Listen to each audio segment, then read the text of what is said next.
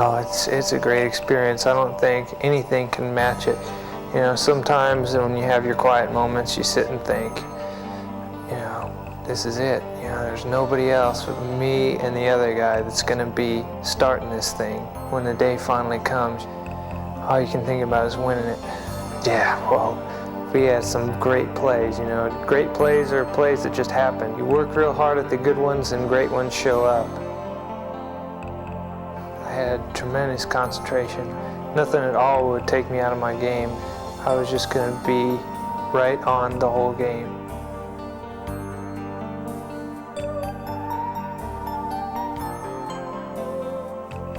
It's the 1992 NCAA College World Series Highlight Show.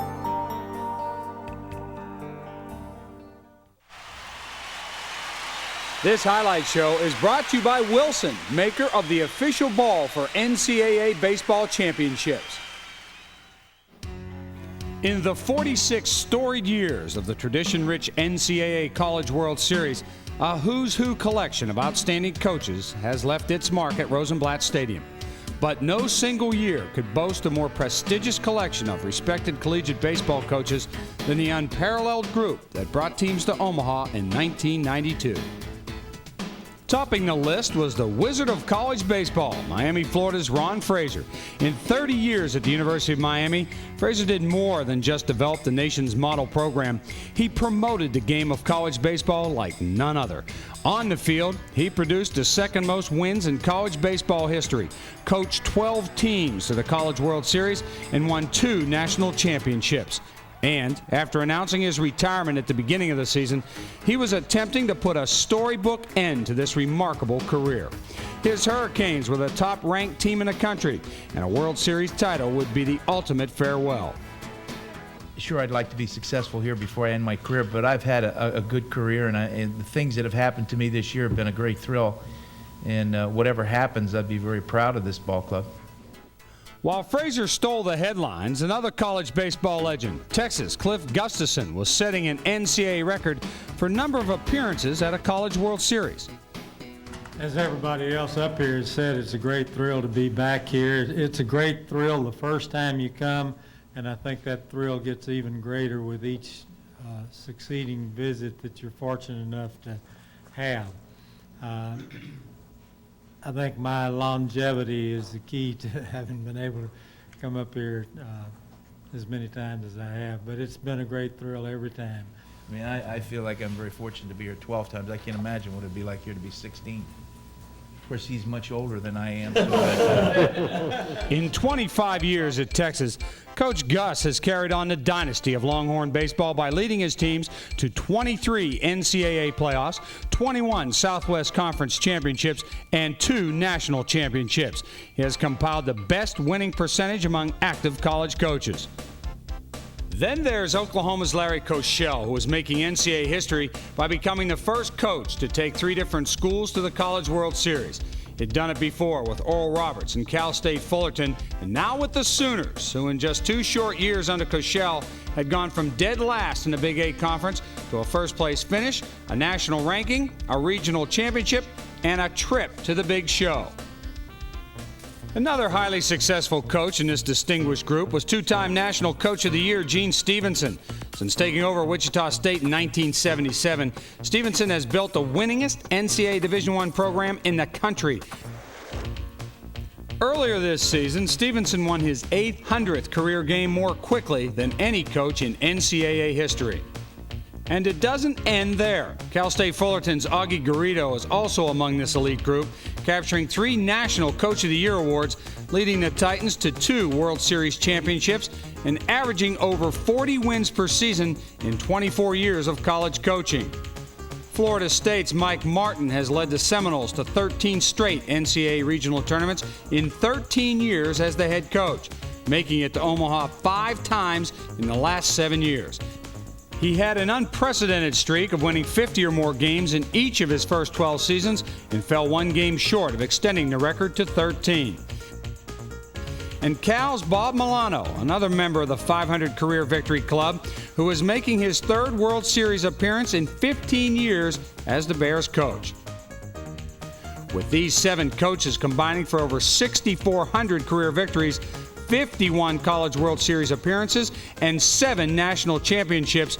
It was a humbling experience for the new kid on the block, Pepperdine's 4th-year skipper, Andy Lopez.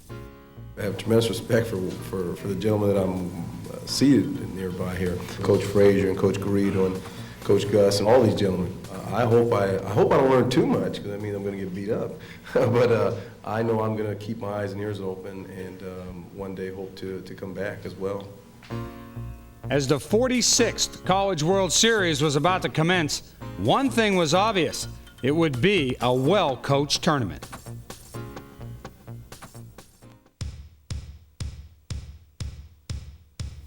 Game 1 matched the Miami Hurricanes, the nation's top-ranked and tournament's #1 seeded team, against the 8th-seeded Cal Bears, who had made a remarkable midseason turnaround and captured a spot in Omaha with 4 straight wins after an opening game loss in the East Regional. The early innings were dominated by starting pitchers Mike Cather of Cal and Silvio Sansale of Miami. Both hurlers threw shutout ball through 5 innings before the top of the Bears' order went to work. After leadoff hitter Chris Kloplinski walked to open the top of the 6th. Senior star John Zuber, fresh off a most outstanding player performance in the regional, lashed a double into the left field corner. That set the stage for junior power hitter Troy Penix. The All-America designated hitter abruptly broke the scoreless tie by launching a mammoth drive over the center field fence. And the surprising Golden Bears owned a 3-0 lead.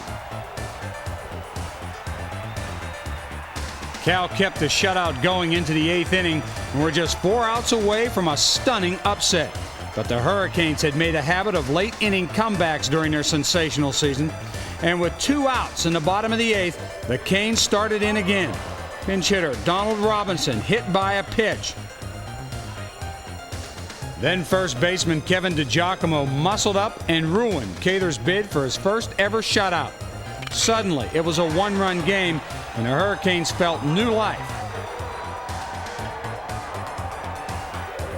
Miami still faced a 3-2 deficit heading into the 9th. After Cal went scoreless in the 9th, reliever Matt Toomey replaced Cather to start the bottom of the inning. With Gino DeMari on first, Dave Berg is called out on strikes for the 2nd out of the inning. To get the last out, Toomey had to face one of Miami's most dependable performers, senior center fielder Jonathan Smith. Smith comes through again and drives a double into left center field, driving home DeMari to tie the score at 3, and the Hurricane magic continued to make believers. This opening round thriller moved into extra innings and again became a pitcher's duel. This time between Cal's versatile John Zuber and Miami relief ace Gus Gandarias. 3 scoreless innings passed before the Bears threatened to take the lead. With Dan Trump on second, Chris Klopinski stroked a possible go-ahead single to center, but Jonathan Smith added more heroics with a perfect throw to the plate.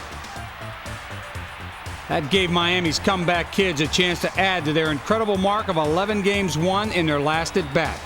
In the 13th, the Bears loaded the bases by intentionally walking Jonathan Smith to face Hurricane All-America catcher Charles Johnson. And the Hurricanes' top RBI man got the job done by driving a fly ball to right to score the game-winning run.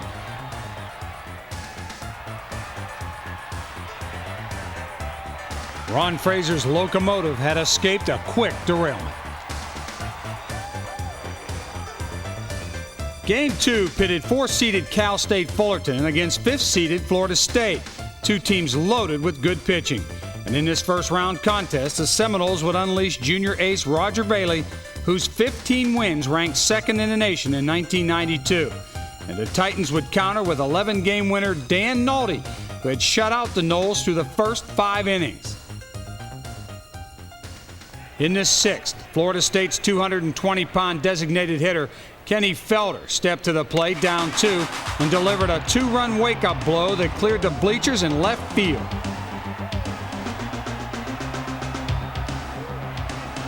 The silence was broken and the score suddenly tied at 2-2.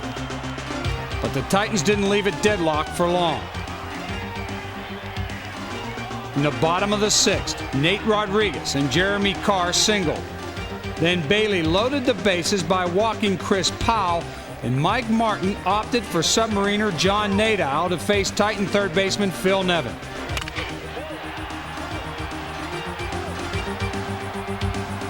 With a .390 batting average, 20 home runs, and 75 RBI, Nevin had proven himself as one of the country's best offensive performers in nearly every category this year.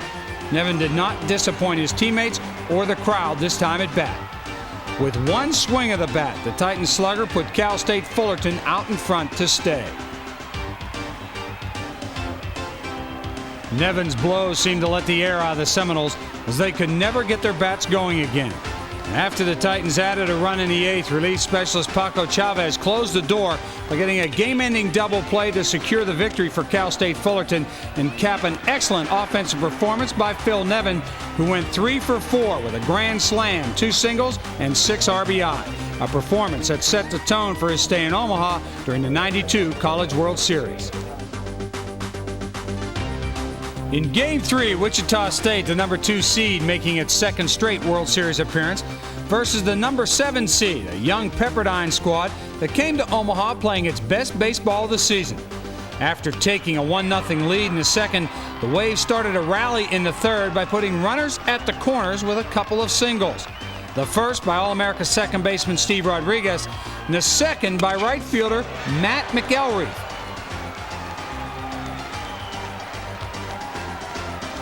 Then it was another All-America, first baseman Dan Melendez, who powered Pepperdine to a 4-0 lead with a towering blast over the right center field wall. It was a vital confidence booster for the underdog Waves and a comfortable 4-0 lead.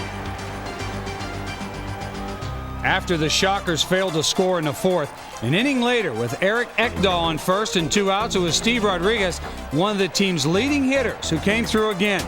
Rodriguez slaps a home run just inside the foul pole over the left field wall, scoring Ekdahl ahead of him.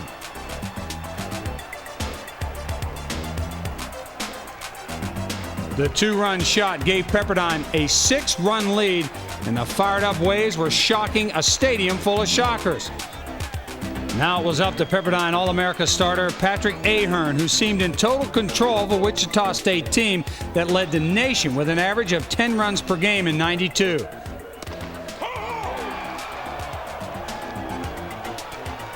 Gene Stevenson's Shockers hadn't been shut out since 1990, but Montgomery showed why he's considered one of the top relievers in the country by retiring all 5 batters he faced. The Waves had put it all together in one afternoon. Big bats, great defense, and a superb pitching effort. Game 4 saw the Texas-Oklahoma rivalry renewed, only this time it was for more than just bragging rights. Cliff Gustafson's third-seeded Longhorns were making their first trip to Omaha in the '90s after 7 appearances in the '80s. The Sooners, under Larry Koshel, had brought their program back to national power status in '92. The two rivals had met 3 times during the regular season, and although Texas won all 3, they were tight games, with 2 being decided by a single run. This time, Texas jumped out to a 4-0 lead in the 2nd inning, thanks to a combination of timely hits. Here's the pitch to Timmy. Fly ball to right center field. It's hit pretty well. The right fielder, Bonneau, going back, and he can't get it. Rounding third and coming home is Clay King. Harkrider's on his way to third, and he will slide in with a triple and an RBI. It's 2-0 Texas. An RBI triple to right center field for Timmy Harkrider. There's a line drive into right center field, a base hit off the bat of Hickman. Coming in from third is Harkrider. It's 3-0 Texas, an RBI single for Braxton Hickman. First pitch to Murray, line drive off the glove of the shortstop Hills. It goes into center field. Hickman's rounding third. He will score. Diving into third base is DeLeon, and moving up to second is Calvin Murray. It is 4-0 Texas. That ball was hit like a shot, and it went off the glove of Hills and into center field. Just an inning later, with Rich Hills on first, center fielder Byron Matthews drives a shot over Calvin Murray's head in center. Hill scores and Matthews goes to third as Oklahoma answers quickly in the bottom half of the second inning. Brooks Kieschnick settles down to get out of the inning, and he continued to baffle OU the rest of the night as the Sooners could manage only 2 more runs. But the bottom of the Longhorns order, Tim Harkrider, Braxton Hickman, and Robert DeLeon combined for 8 hits, 9 RBI, and 5 runs scored as the Texans unloaded an awesome assault on their border rivals. Holding a 6-2 lead after 5 innings, the Longhorns then broke it open in the 6th. Appropriately, it was Kieschnick who started the final onslaught. Line drive to deep right field. Going back is Bonneau. He can't make the catch. It is off of his glove. It sits on the warning track. Abernathy will round second and go to third, and moving into second base with what I believe will be a double is Brooks Kieschnick. 3-2 pitch to Harkrider. Hard ground ball into right field, a base hit. Abbey will score from third. King will score from second. Pulling into third is Prather. Runners are at the corners. It is now a 10-2 Texas lead. Here's a fly ball hit well to deep right center field. Britt Bonneau is going back, and he will watch it leave the ballpark. The second home run of the year for Braxton Hickman. It's a 3-run homer, and the Texas Longhorns now lead it by a score of 13-2 as Hickman parks one over the right center field wall. In all, the Longhorns had flexed their muscles for a 9-run inning and went on to an impressive 15-3 victory in front of over 19,700 fans, an all-time series record. With elimination from the tournament looming for the loser of Game 5, Florida State and Cal were thrust into a battle for survival. A do-or-die situation such as this brings out the competitive juices in talented athletes. And probably the most competitive of all, Cal's John Zuber quickly put the Bears on top with a first-inning blast off Seminole starter Tim Davis.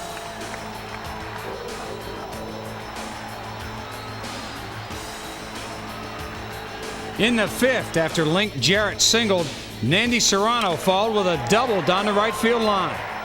The Noles had 2 on and nobody out, and Cal starter Brad Brown now had to face the 3, 4, and 5 hitters in the Florida State lineup. He responded by getting 2 pop-ups, but junior outfielder Ty Mueller made him pay. Little breaking ball, high and deep to left field. Back goes Newman to the warning track. This one's to the wall. It's gone. Home run. 3-run homer for Ty Mueller. And Florida State's going to lead this one 5-1. Mueller's big blow cushioned a score for Davis, but the Bears weren't ready to hibernate. With runners on first and second, Chris Klapinski made it 5-2 with a single to right, and the Bears, with Zuber up next, had the tying run at the plate. Davis and Zuber battled to a 3-2 count in what could have been a turning point in the game. And another 3-2 pitch. It is strike 3 called inside corner. Oh, how can you take that pitch? Zuber's competitive fires burned, but to no avail. After the Bears scored a run in the 8th, the drama mounted in the 9th. And he hits a high fly ball deep left field. Back goes Roberts. This ball is gone. It is a home run. 1-run ball game. Chris Klapinski nailed Davis' hanging slider over the left field wall. The Bears had crawled to within a single run at 5-4. And Davis, with 3 big outs to go, had to face the meat of the Bears' order. He got Zuber and power hitter Troy Penix on easy outs and now faced cleanup man Matt Luke. It took Davis 164 pitches, but he kept the Seminoles alive. The 8th-seeded Bears had made a gallant series effort, but 2 one-run losses would send them home. For Florida State, their first World Series win after 5 straight losses dating back to 1989 was extra sweet. Game 6 was a battle between first-round winners Miami and Cal State Fullerton to see which team would take the driver's seat in the East bracket. Though 2 of the highest-scoring teams in the country, this one promised to be a low-scoring clash between 2 of the nation's winningest pitchers. Hurricane All-America left-hander Jeff Alkire, 13-2, and Titan right-hander James Popoff, 12-2. Both pitchers gave up 1 run in the first and then proceeded to take control of the game until the final 3 innings. With the rain coming down in the 7th, the Hurricanes loaded the bases on Frank Moore's leadoff single and 2 walks. Popoff got Dave Berg to hit a grounder to short, but Nate Rodriguez booted the ball, and Miami took a 3-1 lead as Donald Robinson and Juan Yanez scored. Chad Dembski relieved Popoff, and 1 out later, catcher Charles Johnson made it a 3-run Hurricane advantage. But the rally was killed when Dave Berg was nailed at third. The Titans staged a comeback in the 8th when Phil Nevin, with leadoff man Chris Powell on first via a walk, got the first hit out of the infield against Al Kyer all night. With 2 on and nobody out, Danny Graves was called on to finish the game. The Titans closed the gap to 4-2 on Jason Moeller's groundout as Chris Powell crosses the plate. Then Steve Sisko made it a 1-run game with a single to right, scoring Nevin from third. Though it certainly wasn't a power showcase, this second-round confrontation had turned into a thriller. Braves now face pinch hitter Tony Banks, and the Canes' third double play of the game was a lifesaver.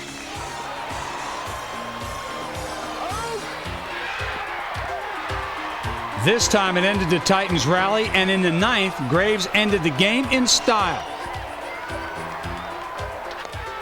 securing Miami's second 1-run triumph of the series and keeping Ron Frazier's championship dreams intact. Wichita State and Oklahoma, 2 teams looking to avenge embarrassing losses in round 1, would battle in Game 7 for the right to stay alive. Despite less than ideal weather conditions, including a 1-hour and 25-minute rain delay before the game started, the Shockers and Sooners were determined not to let their season end with 2 straight World Series losses. Wichita State took the lead on Doug Mirabelli's RBI single in the first. It scores Chris Wimmer. The Shockers went ahead 2-0 on a bases-loaded walk to Richie Taylor in the second. And with Oklahoma's leader, second baseman Brian Eldridge, leaving the game with a fractured leg, the Sooners were down and facing an early uphill climb. But the Shockers left the door open for Oklahoma by stranding 7 runners in the first 4 innings, and the Sooners started cashing in on the opportunity in the 5th.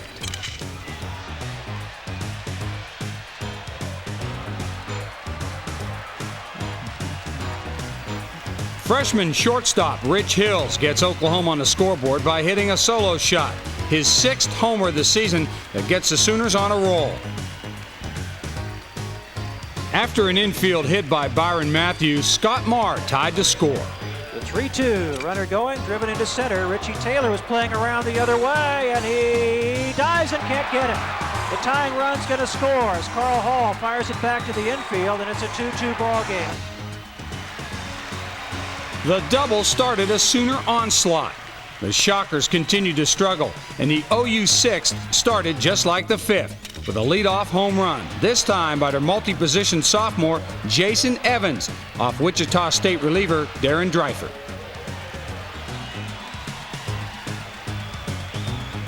And now that they had the lead, the Sooners went for the kill. Dreifert's first pitch to him. He bunts toward third, and a pretty good one. McLuhan charging and gets tangled up with Dreifert and throws it over the first baseman's head. 1 run will score, another runner being waved home. 2 runs will score. It is 5-2 Oklahoma. Ground ball past the mound, up the middle, base hit. It is 6-2 Oklahoma. The 1-1. Ripped to the right side, there's another base hit. At least 1 more run will score, runner from second being waved home. Dreifert, strong throw to the plate, and safe at the plate. Oklahoma has batted around in the inning to take an 8-2 lead. It looked as if Gene Stevenson's second-seeded team was on the threshold of elimination. After Wichita picked up 2 runs in the 8th, with an 8-4 lead, Oklahoma called on Zach Crislock, and the Sooner closer struck out pinch hitter Tommy Tilma to end the rally. Crislock then closed the door in the 9th, and Oklahoma had survived. For the Shockers, it was a stunning conclusion to an otherwise marvelous season. Game 8 featured the first-round winners from the West bracket, Pepperdine and Texas, with the victor getting 2 days off and a definite advantage in the standings. Like in their first-round game against Wichita State, Pepperdine jumped out to an early lead thanks to Dan Melendez's 2nd homer of the series. The two-run blast scored McElreath and sent an early message to the Longhorns that the Waves were for real. A couple of walks started the Waves' third, and cleanup hitter David Main drilled a double that speedster Calvin Murray couldn't catch in center field. That scored McElreath from second to put the Waves up 3-0. The next batter, West Regional Most Outstanding Player Chris Sheff, followed with a single past a drawn-in infield, and Melendez scored for a 4-0 Pepperdine lead. Maine later scored on a passed ball, and the Waves were rolling. The story in this one, however, was pitching. Pepperdine starter Derek Wallace shackled the Longhorns' potent offense. Aided by inning-ending double plays in the fourth and sixth, Wallace made the Texans shoot blanks before giving way to relief ace Steve Montgomery in the seventh. For the second straight game, Montgomery allowed nothing, this time to a Texas team that hadn't been shut out the entire season. The Pepperdine offense added 2 insurance runs, the final one on catcher Scott Vollmer's 8th inning blast. They had heard about it, now they were experiencing it. It looked like the 7th-seeded Pepperdine Waves had come to Omaha to win. Game 9 saw Florida State and Cal State Fullerton square off in a rematch of Game 2, a 7-2 Titan victory. This time, the loser faced elimination, while the winner earned a chance to play #1 ranked Miami the following day. As always, Titan phenom Phil Nevin was the center of attention as Nevin gave the Titans a first-inning lead when his line drive up the middle drove home leadoff man Jeremy Carr.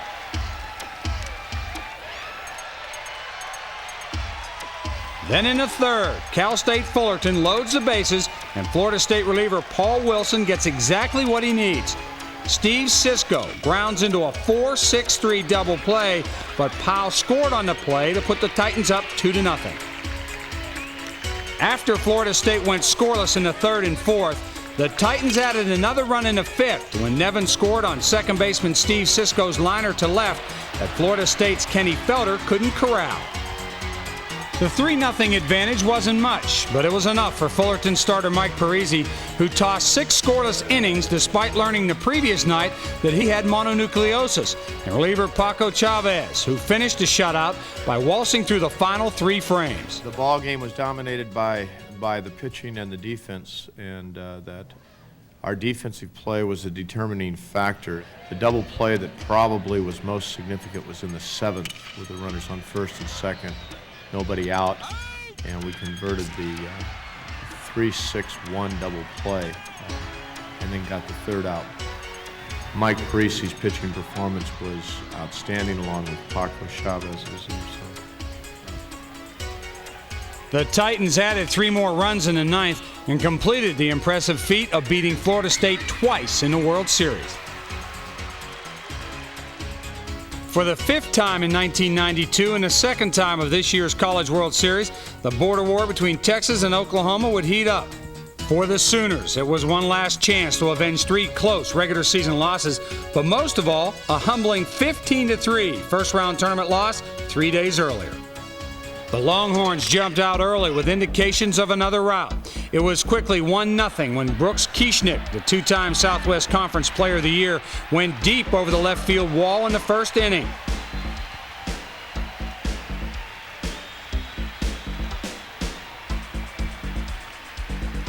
That lead stood up until the 4th when Harkrider scored on a bases-loaded wild pitch. Then OU starter Kevin Lovinger faced second baseman Robert DeLeon. Short pop-up out over the second baseman and in for a base hit. 1 run will score. They are holding Prather at third. It is a 3-0 ball game. Sooner ace Casey Mendenhall was called from the bullpen, and with runners at third and first, All-American Calvin Murray greeted him. Line drive, base hit, left side. 4-0 as Prather scores. DeLeon turns at second. Murray with an RBI single. Just as their Texas foes did an inning earlier, the Sooners loaded the bases in the 5th and cashed in on a wild pitch. Number 2 hitter Scott Marr was still at the plate. Here's the stretch. And the 3-2 pitch to Marr. Fly ball hit well to right center field. Prather is over, can't get it. It'll be run down by Calvin Murray. It'll be a 2 RBI double for Scott Marr, and it's a 4-3 lead for Texas. Suddenly they were within 1 at 4-3, but Texas added 2 more to take a 6-3 lead. Then in the 7th, with the bases loaded and no outs, Greg Norton, who replaced the injured Brian Eldridge, grounded into a 4-6-3 double play. Tim Cousins scores, and the Sooners were only down by 2, but they had hoped for more. In the 8th, Oklahoma moved to within 1 when designated hitter Mike Smeads delivered. There's a high fly ball hit left field and deep. Back will go Abernathy, and he will watch it leave. A home run for Smeads, and it is a 6-5 ball game. This rivalry had produced some thrillers, but none better than this one. With an inning and a half to go, it was anyone's game. Then in the bottom of the 8th, the Longhorns rose to the occasion. Pitch to De Leon. Line drive right field, maybe over the right fielder's head. It's going to roll all the way to the fence. De Leon makes the turn. He's heading to second. He's going to try for 3. Here comes the throw into the infield. He will stand with a triple, and the Longhorns have the leadoff man at third.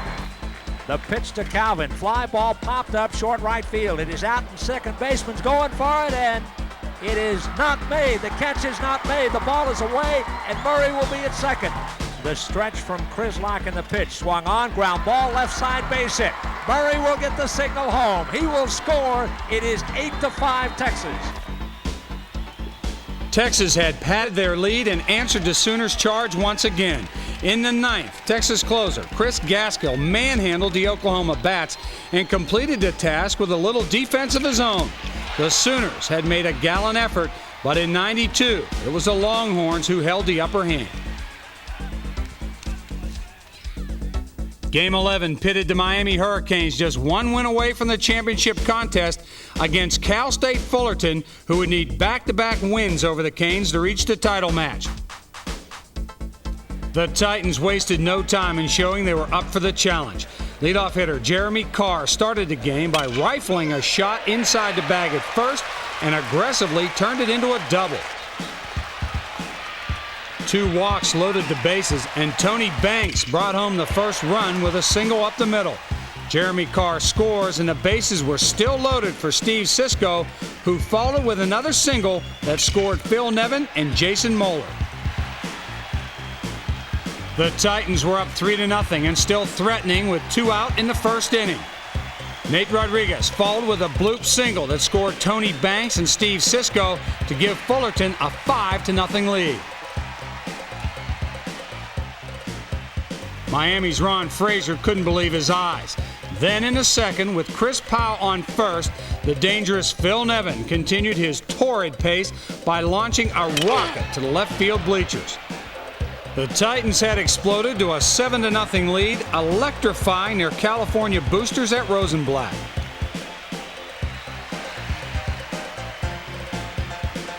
The 2-inning outburst prompted Frazier to call an impromptu team meeting, hoping his Hurricanes could regroup with 7.5 innings still remaining.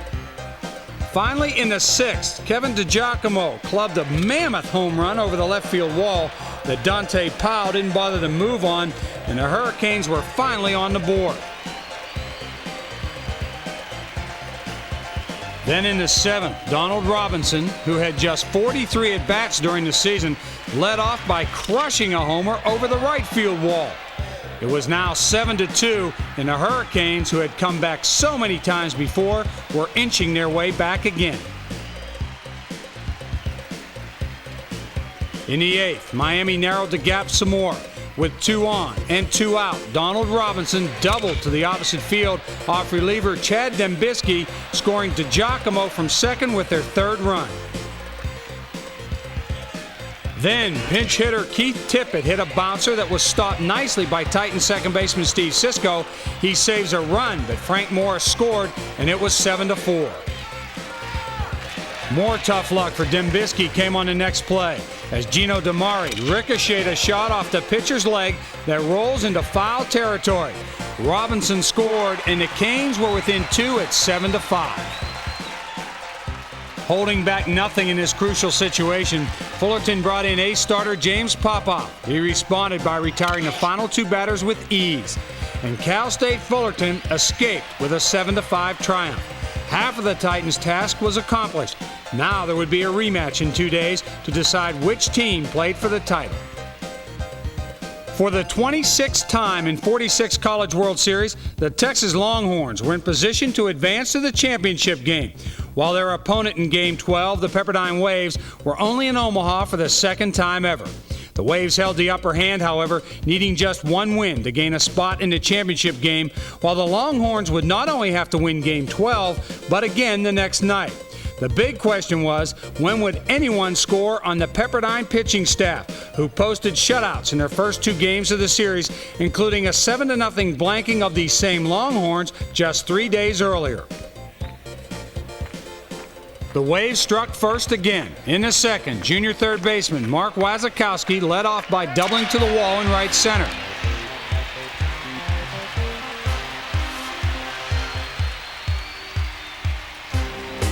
Then catcher Scott Vollmer stepped to the plate. Here's an off-speed pitch hit by Clay King into left field. Rounding third is Wasikowski. Here's the throw from Larkin. It is not in time. Did he hit the plate? He's going to call him safe. Everybody's safe. Abbey throws down a second. That ball gets away from DeLeon. And safe at second base is Vollmer. Wasikowski's hustle produced the first run of the game. Meanwhile, starter Steve Duda was continuing Pepperdine's incredible shutout streak by taking the 1-0 lead into the 7th inning. He had helped the Waves break the College World Series record with 24 consecutive scoreless innings. But after nailing pinch hitter Doug Pettit with a pitch and yielding a single to Texas Red-Hot shortstop Tim Harkrider, Andy Lopez put the ball in the hands of the country's premier closer, Steve Montgomery, to face first baseman Braxton Hickman. Here's the pitch to Hickman. Line drive, right field, trouble. It is at the wall. It is gone. A home run for Braxton Hickman, and the Longhorns lead 3-1. Braxton Hickman lifts his 3rd home run of the year, his 2nd in the College World Series. It could not have come at a better time for the Texas Longhorns. The shutout streak was over and the shocked Waves trailed for the first time in the series, while the adrenaline was charged for the Longhorns. Montgomery regained his composure and struck out cleanup hitter Chris Abbey to end a disastrous inning. Texas All-America Brooks Kieschnick had retired 15 straight batters, but the Waves courageously responded to the Longhorn comeback in the bottom half of the same inning. Singles by Wasikowski, Scott Vollmer, and Eric Ekdahl loaded the bases for second baseman Steve Rodriguez. And as he throws it, I hit it, and I said, oh my God, it has a chance. I didn't know the wind stopped, but it just kept going and going. And all of a sudden I saw Calvin look up at the scoreboard and said, put 4 up for Pepperdine. I don't even remember touching any of the bases. Best feeling right there is having that whole team around me as soon as I hit home plate, especially Big Dave Main jumping on top of me. That's my dad. Probably the most happiest guy in the whole stadium right there, besides myself. The Waves had answered the Longhorn stampede in dramatic fashion. In the 9th, it came down to Charles Abernathy, who simply wanted to get on base to give slugger Brooks Kieschnick a chance to atone for his pitching misfortune. And the 2-2 pitch to Abernathy. Strike 3 call, he got him. The Longhorn season is over. Montgomery held Texas in check to give Pepperdine its 3rd win of the series, and the remarkable Waves were heading to the title bout. Miami and Cal State Fullerton had split 2 games at the College World Series, and they met for a 3rd time in Game 13 to decide who would face Pepperdine for the national title. The Titans faced a tough task of trying to beat Miami for the 2nd time in 3 days, and of course the Hurricanes were focused in on sending their retiring legend, Ron Frazier, to the championship game. The Titans started the 3rd with a 1-0 lead, and it looked like they were about to blow this one wide open. With the bases loaded and nobody out, Phil Nevin brought his .636 World Series batting average to the plate, and Fullerton fans were hoping he would break the game open. But to the fans' dismay, Alkire got what he wanted, a grounder. But when he couldn't handle the relay throw to complete the double play, the ball rolls into the Miami dugout, and 2 Titans scored, and it was 3-0. Later in the 5th, as the rain started to fall, Phil Nevin's average continued to climb as he hit a crushing blow off the wall in right for a double.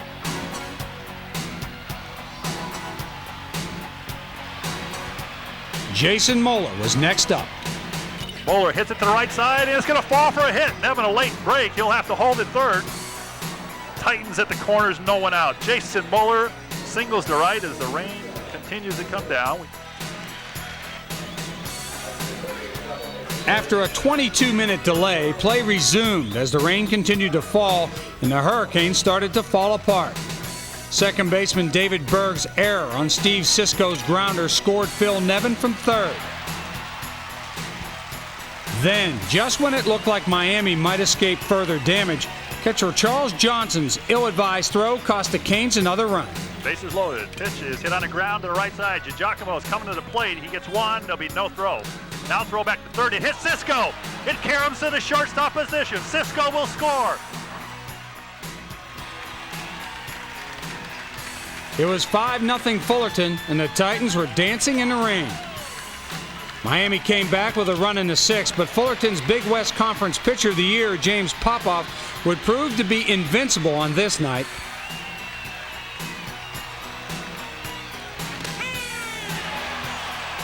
As the big senior right-hander moved his strikeout count to 8 and the Titans increased their lead to 8-1, Miami's Ron Frazier sensed the end of his remarkable season and career. Popoff, rain delay and all, had worked his way to the brink of a complete game. Big good strike. The 3-2 pitch is hit deep to right field. Carr and Powell, a long way to go. Chris Powell makes the catch on the warning track. A backhanded stab in the rain and the mud, and the Titans are going to meet Pepperdine for the National Championship on Saturday. The Ron Frazier farewell tour was over. It hadn't ended the way he wanted, but his accomplishments would not be forgotten. The Titans were the spoilers, and they were championship game bound.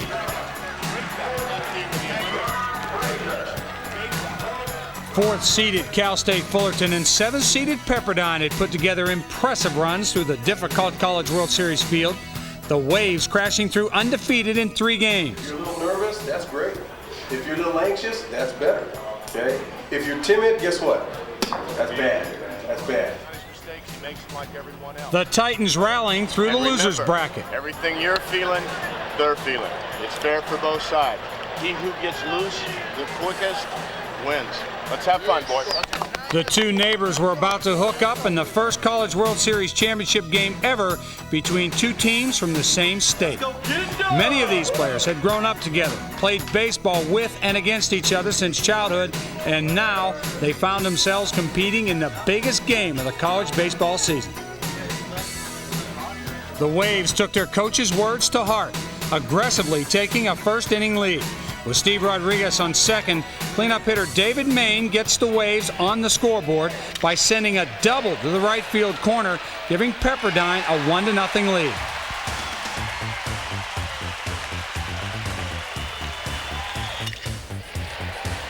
Mark Wazakowski then brought home Main with a soft liner to right center, and the Waves were on the move.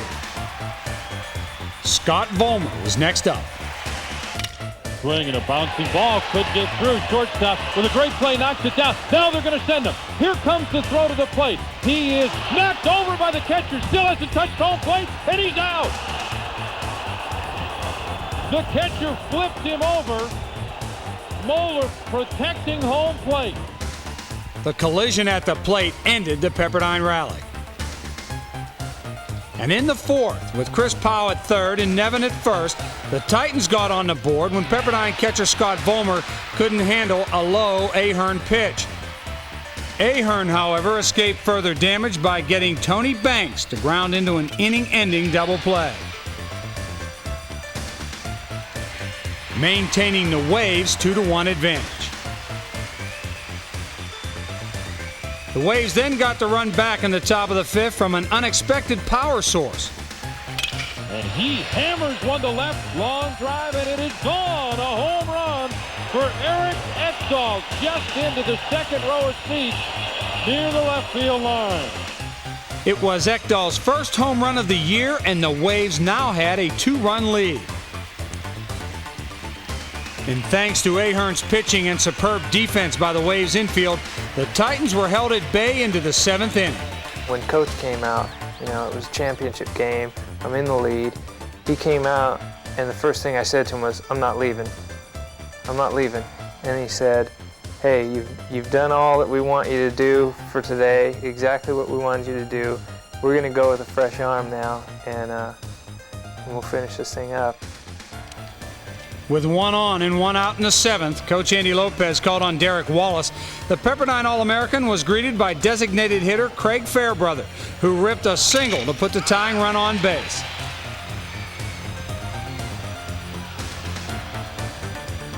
Wallace responded by blowing a 92-mile-an-hour fastball past pinch hitter Brett Hemphill, and the Waves were out of another jam in this tight championship grudge match. Lopez opened the 8th with his closer Steve Montgomery, who experienced rare wildness, hitting the first 2 batters he faced, Nate Rodriguez and Jeremy Carr. After a sacrifice bunt, the Waves wanted nothing to do with World Series star Phil Nevin and loaded the bases for cleanup man Jason Moeller. 2-1 delivery. Swing and a fly ball to right center field. This one will carry. A run should score. Right fielder is there, makes the catch. Here comes the runner home, and it's a 3-2 ball game. The tying run was now just 90 feet away, and Augie Garrido's best chance for a 3rd national title was in the hands of Tony Banks. Here's the pitch. Swinging a bouncing ball. Stopped by the second baseman, Rodriguez. Over to first, and he got him. The ball skipped on me a little bit, and I just dove for it, caught it. I saw Dan's eyes saying, "We got it right here," and I threw it to him. And I've never seen Dan show so much emotion, really. But it was a great feeling as soon as I caught the ball. The man whose grand slam 2 nights earlier propelled the Waves to the championship now just might have saved it. In the 9th, Montgomery breezed through the first 2 batters, and with a record championship game Rosenblatt crowd of over 17,900 holding its collective breath, it came down to Montgomery versus Brett Hemphill. 1-0 pitch on the way. Swing and a high pop-up. This could do it. McElreath in right. Second baseman Rodriguez now makes the call. And the Waves of Pepperdine have won their first ever NCAA baseball championship. And the pile is on out near second base. When I woke up this morning, the satisfaction moved to a new level. And the level was, hey, if we play well for 9 innings, we can win this title. And really, that was our goal, and that was my goal. It's been our goal from the first day we showed up. I mentioned it to the club before the game started. Gentlemen, we don't need to do anything differently. We just need to go out and play well again, and if we play well, things will work out. Picture your wildest dream and double it. It's probably one of the most unbelievable feelings I ever felt in my life. As soon as I caught the ball, I had like a death grip on the thing. I was not letting go of it, and I saw my teammates just run, just dogpile right by second base. And I said, we did it. It's all over, and we're number 1. And as I looked down, I heard the ping of the aluminum bat. I glanced up, and one of my assistants said, "It's out, it's out." In all the excitement, I thought he said, "It's out," and I started looking, saying, where did he hit it? I thought he hit it out of the yard, thinking, oh my gosh, we're tied up here in the 9th. And I still didn't know where the ball was, to be very truthful with you. And then somebody said, Rodriguez, it's Rodriguez, and I looked over and saw the pop-up, and lo and behold, we're 1992 national champions, which is a dream come true for all of us. Phil Nevin was named the most outstanding player of the College World Series.